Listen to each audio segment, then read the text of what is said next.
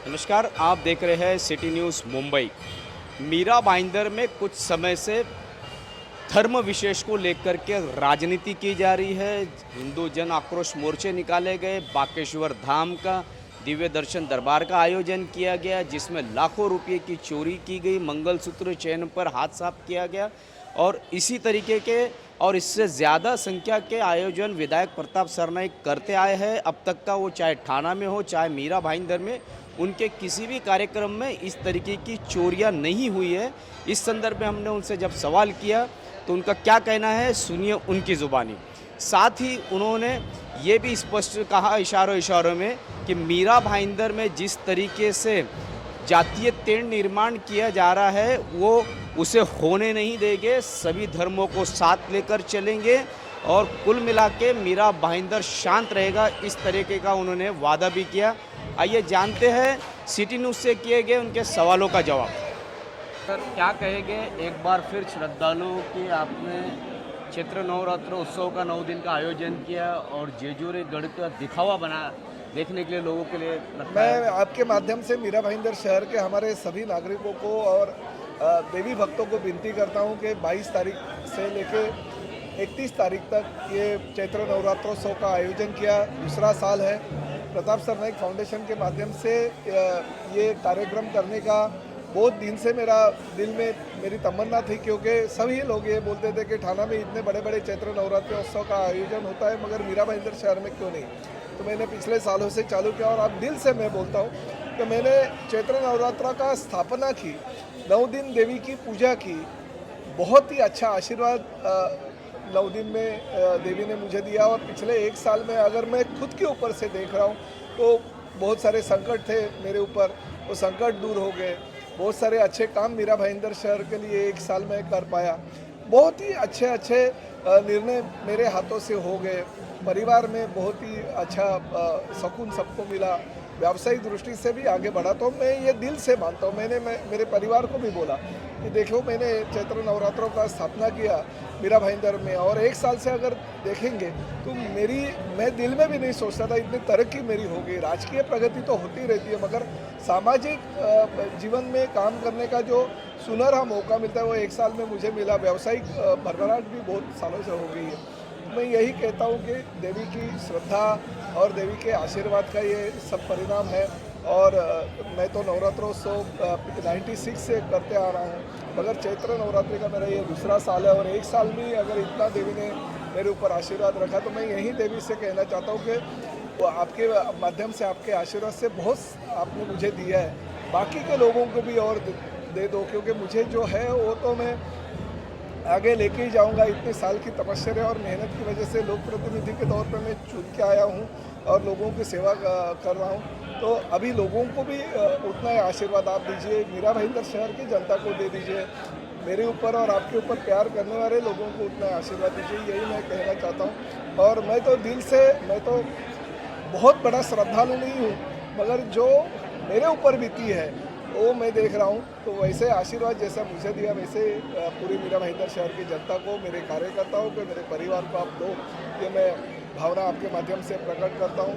बहुत सारे उत्सव और बहुत सारे कार्यक्रम मैं करता हूँ और चैत्र नवरात्रों के माध्यम से मीरा भाईंदर शहर में एक चैतन्य आ गया। लाखों लोग यहाँ पे 9 दिन में प्रसाद लेने के और अम्बे माता की चरण में लीन होने के लिए आते हैं। सभी जातियों और धर्मों के कार्यक्रम भी यहाँ पे हम 9 दिन रखते हैं। इस साल बहुत अच्छा दिखावा का निर्माण भी हमने किया है। तो मैं यही कहना चाहता हूँ कि जो भी अम्बे माता की सेवा मनोभाव और दिल से करता रहेगा, भविष्य में उसका जीवन जो है वो उज्जवल होते रहेगा। ये तो लोक प्रतिनिधि के तौर पे जो भी काम मैंने इस 1 साल में राज्य शासन के निधि के माध्यम से करने जा रहा हूँ वो पूरे हो, यही आशीर्वाद मैं देवी के पास मांगता हूँ। और मीरा भाईंदर शहर का और ठाणे शहर का बहुत ही अच्छा हो, अच्छी डेवलपमेंट हो, यही कामना मैं करता हूँ। सर, विधानसभा का अर्थसंकल्पीय सत्र चल रहा है। इस अर्थसंकल्पीय सत्र में मीरा भाईंदर शहर के लिए क्या है?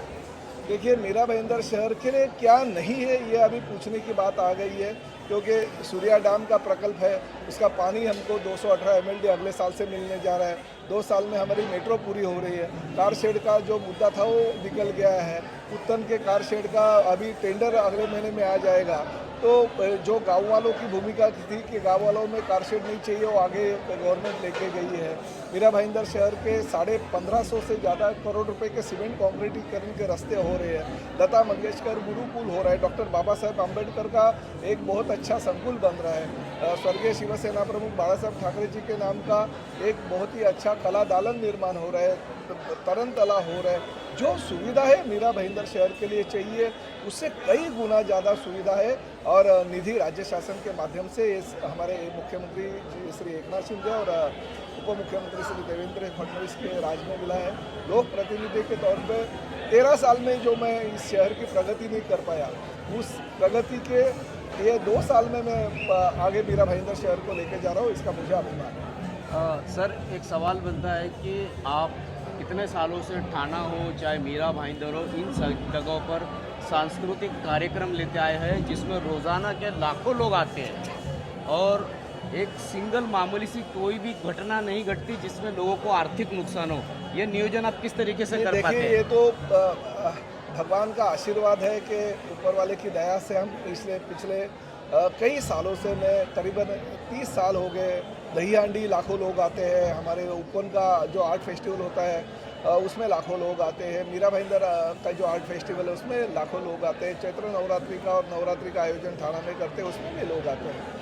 नियोजन के तौर पे जो मैं यही जानता हूं कि हमारे कार्यकर्ताओं के बल पे हम ये सब आयोजन करते हैं, ना ही कि पुलिस के दल पे। पुलिस तो दल उनका जिम्मेदारी है तो उनकी जिम्मेदारी निभाते हैं, मगर हमारे कार्यकर्ताओं के ऊपर जिम्मेदारी होती है कि हमारे ऊपर भरोसा रख के जो भी लोग आएंगे उनका सुविधा उनको उपलब्ध हो, उनको हर तरह की सुविधा ली जाए।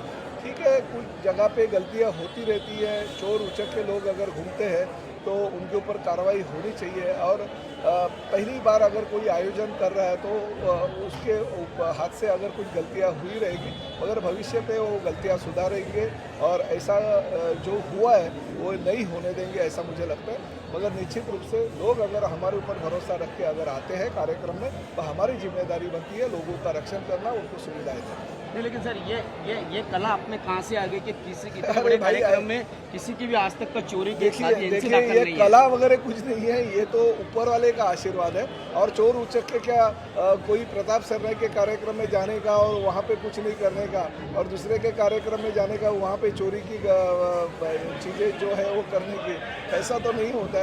चोर उचक के कहीं पे आज उनके पास गए, कल मेरे पास भी आ सकते हैं, उनके ऊपर भरोसा रख के फ़ायदा नहीं। मगर हाँ, हमारे कार्यकर्ताओं को मैं यही कहना चाहता हूँ कि ये चोर उचक के जो लोग रहते हैं उनको अगर तुरंत उनके ऊपर कार्रवाई की जाए और पुलिस के हाथों में उनको दिया जाए तो ये घटनाएं, गंभीर घटनाएं जो है वो होएगी नहीं।